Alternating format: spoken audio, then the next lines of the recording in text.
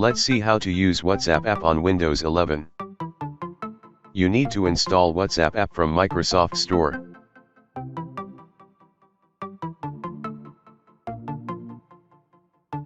Now go to Mobile WhatsApp app.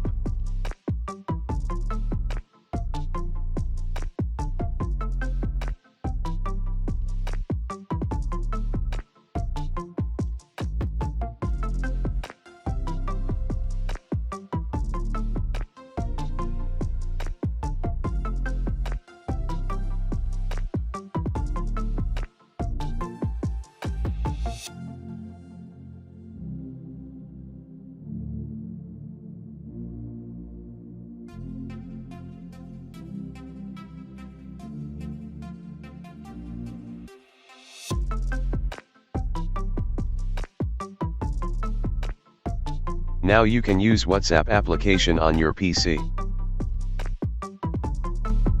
Thanks for watching. If you like my video, please subscribe and share.